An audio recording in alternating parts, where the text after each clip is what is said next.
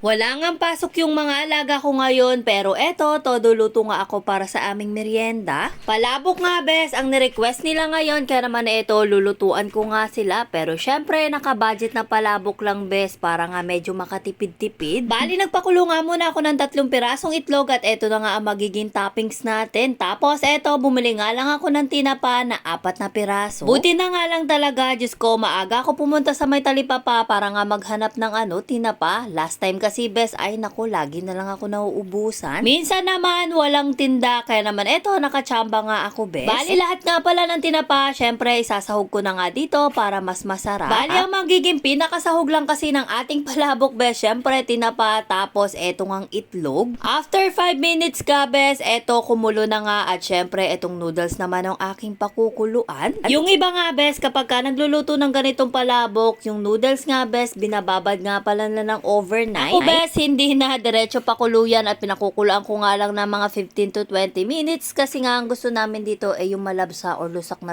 noodles. Bali eto, nung malambot na nga yung noodles, nagumpisa na nga ako magisa ng bawang sibuyas para nga dito sa ating sauce. Mabilisan nga lang to bes, sabi ko naman sa inyo, konting sahog lang yung gagamitin natin. Pagkagisa ng bawang at sibuyas, syempre nilagay ko na nga itong tinapa at ginisa ko nga lang ng mga 5 minutes. Pagkatapos gagamit nga ako dito ng Knorr cubes. At dahil nga wala tayong pambiling hipon bes, syempre yung Knorr cubes na hipon na lang ang aking ginamit. Pampalasa lang naman to bes, kaya caring na. At para naman maging palabok na nga itong niluluto natin, eto gumamit na ako ng achwete powder, pampakulay dito. Tapos konting paminta, konting asin at konting patis. Oo bes, alam ko sasabihin nyo, napakadami ko namang inilagay na seasoning. Yes bes, okay na yung kasi mamaya maglalagay pa ng tubig tapos yung noodles at tatabang din yan. Pagkagisa nga ng mga to, ayan, naglagay na nga ako ng tubig dito at pinakuluan ko nga lang ng mga 10 to 15 minutes. Pagbalik ko, ganito na nga itsura niya, kaya naman naglagay na nga ako ng 1 basong cornstarch. Yes bes, pampalapot nga dito sa sauce natin. O diba, ganun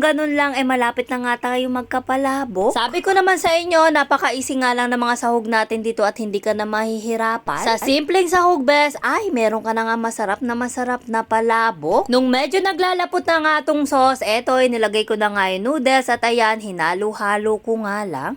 Akala ko nga ng una dyan bes, ay mabibitin nga tong sauce ko, pero eto, tamang-tama lang. Tapos, bumili nga pala ako ng chicharon para may konting sahog pa nga rin tong ating palabok. Ali 10 pisong chicharon nga lang yan bes at pwedeng-pwede na nga kumain. Pagkahalo ko nga, tinikman ko nga kagad kung meron pa nga akong i-adjust. At eto nga bes, ay nako, para sa akin, sobrang sarap na nga niya.